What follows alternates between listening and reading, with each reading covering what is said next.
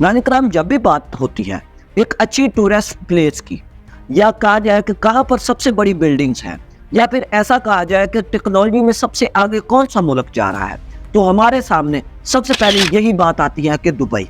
तो आपको मैं बताता चलूँ कि कुछ साल पीछे हम जाएं तो दुबई की जगह पर, जहाँ पर आज ये दुबई है, वहाँ पर रेगिस्तान हुआ करता था।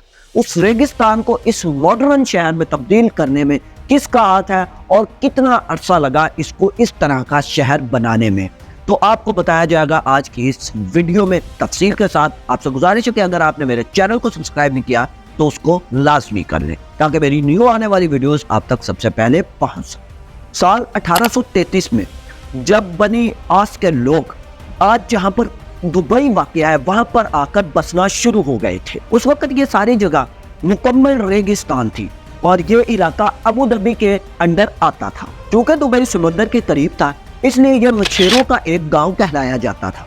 1894 में कुछ ताजर दुबई में बसना शुरू हो गए थे। इसकी असल वजह यह थी कि यहाँ पर ताजरों पर जो टैक्स था वो बहुत कम लगाया जाता था, मगर दुबई में अभी भी मछलियां पकड़ने के अलावा कोई खास काम नहीं होता था। 1912 में दुबई की हुक्मरानी शेख बिन मखदूम के अंडर आ गई। और नाज़रीन करम, आपको यह भी बताता चलूं कि इन्हीं को ही दुबई का फाउंडर भी समझा जाता है। उस वक्त दुबई में पर्ल इंडस्ट्री यानी कि मोती ढूंढने का काम अरूज पर था। दुबई की इकोनॉमी इस काम से आगे तो बढ़ रही थी, मगर इस वक्त तक दुबई एक गांव ही कहलाया करता था। नाज़रीन करम, 1958 की बात है जब दुबई के हुक्मरान शेख राशिद बिन सईद अल मखदूम बन गए थे, और यही वो शख्स थे जिन्होंने दुबई को एक गांव से एक शहर में बदल डाला। उन्होंने जहाँ पर बहरी जहाज आकर रुकते थे उसको गहरा करवाना शुरू कर दिया। ये जगह बहुत छोटी थी और शेख राशिद बिन सईद ये जानते थे कि यहाँ पर बड़े बड़े बहरी जहाज आकर नहीं रुक सकते।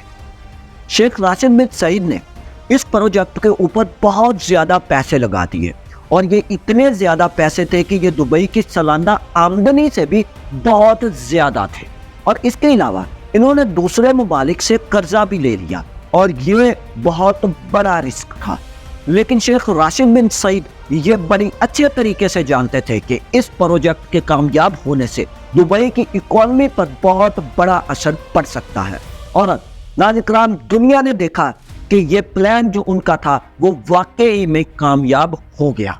अब दुबई पोर्ट पर बड़े साइज के बहरी जहाज भी आकर रुकना शुरू हो गए थे, जिसकी वजह से दुबई के अंदर गोल्ड मार्केट फैलना शुरू हो गई थी।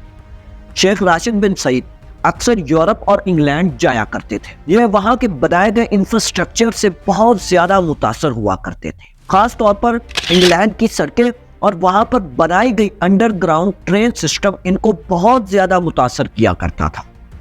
उनके दिल में ये ख्वाहिश थी कि दुबई भी एक दिन ऐसे ही मॉडर्न शहर बन जाए।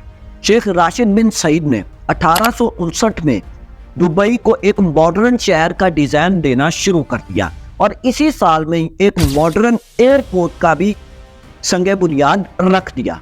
वो दुबई के अंदर बिजली की लाइंस, टेलीफोन सप्लाई और पोर्ट्स वगैरह बना रहे थे।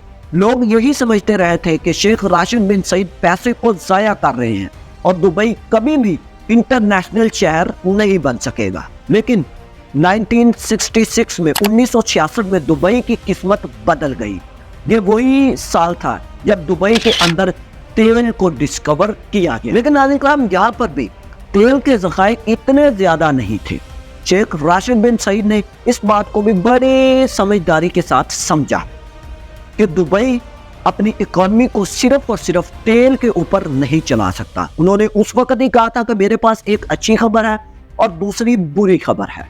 अच्छी खबर तो यह है कि दुबई के अंदर तेल डिस्कवर हो चुका है, लेकिन बुरी खबर यही है कि इसके ऊपर हम अपनी इकोनॉमी का इन्हिसार नहीं कर सकते, ये इतना ज्यादा तेल नहीं है। तो शेख राशिद बिन सईद ने जो वो तेल निकला था उससे दूसरे प्रोजेक्ट्स पूरे करना शुरू कर दिए, और दुनिया भर से बड़े बड़े नामी करामी इंजीनियर्स को बुलाकर दुबई को बनाना शुरू कर दिया। 1979 में दुबई में एक ऊंची बिल्डिंग बनाई गई। ऐसे कई बड़े प्रोजेक्ट्स दुबई के अंदर शुरू हो रहे थे। 1981 में शेख राशिद बिन सईद इस दुनिया से चले। अब जो दुबई के अमीर हैं शेख मोहम्मद बिन राशिद अल मखदूम, اور یہ انہی کے ہی بیٹے ہیں۔ آج جو دبئی ناظرین کرام ہم دیکھتے ہیں اس کو بنانے میں شیخ راشد بن سعید کا ہی دماغ ہے۔ انہوں نے جب دبئی کے اندر اونچی اونچی بلڈنگز کو بنانا شروع کیا تھا تو اس کام کے اندر بھی ایک مسئلہ تھا، اور یہ مسئلہ یہ تھا کہ کچی مٹی کے اوپر اتنی بڑی بڑی بلڈنگز کو کیسے کھڑا کیا جائے، مگر شیخ محمد بن راشد نے اس کا حل بھی نکال ڈالا۔ شیخ راشد نے یہ محسوس کیا کہ دبئی کے اطراف پر وی شیپ میں پہاڑ بنے ہوئے ہیں، یعنی کہ یہاں پر کبھی ضرور پانی موجود ہوگا۔ دو پہاڑوں کی جو شیپ ہے وہ کٹی ہوئی ہے، انہوں نے وہاں پر ڈرلنگ کروانا شروع کر دی اور وہاں پر واقع پانی موجود تھا، اور یہی پانی دبئی کے اندر بڑی بڑی بلڈنگز کو کھڑا کرنے میں کام آیا۔ جی ہاں ناظرین کرام، جہاں پر دوسرے عرب ممالک تیل کے زر مبادلہ پر اپنے ملک کو چلاتے ہیں، وہیں پر شیخ محمد بن راشد اس بات کو بڑے اچھے طریقے سے جانتے تھے۔ ناظرین کرام، آپ کو بتاتا چلوں کہ آج بھی دبئی کی اکانومی میں تیل صرف اور صرف 1% ہے، باقی 99% پیسہ دبئی اپنے کاروبار کی وجہ سے کماتا ہے۔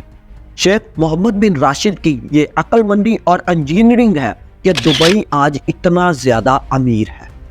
انہوں نے دبئی کے اندر ایسی چیزیں بنانا شروع کر دی جس کی وجہ سے پوری دنیا کا دھیان دبئی کی طرف ہو گیا تھا، جیسا کہ دنیا کی سب سے اونچی عمارت برج خلیفہ، دنیا کے بڑے بڑے مالز میں سے موجود ایک دبئی مال، عالی شان ہوٹلز اور آرٹیفیشل آئی لینڈز بھی دبئی کے اندر موجود ہیں۔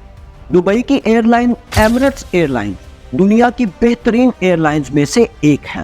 دوستوں، یہی ساری اٹریکشنز تھی جو لوگوں کو دبئی کے اندر کھینچ کر لاتی تھی۔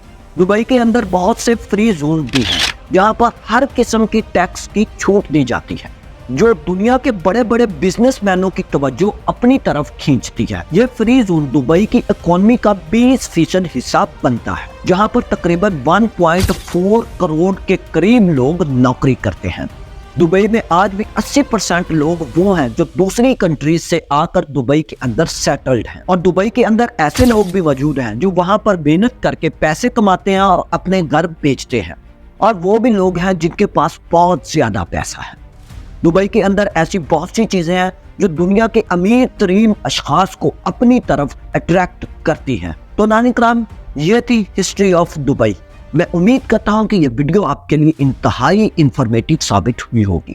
میری ایسی نیو ویڈیوز حاصل کرنے کے لیے آپ میرے چینل کو سبسکرائب لازمی کیجیے گا تاکہ میری نیو آنے والی ویڈیوز آپ تک سب سے پہلے پہنچ سکے۔ تو ملتے ہیں کسی ایسی نیو ویڈیو میں، تب تک کے لیے آپ اپنا اور اپنے اس چینل کا خیال رکھیے گا۔ اللہ حافظ۔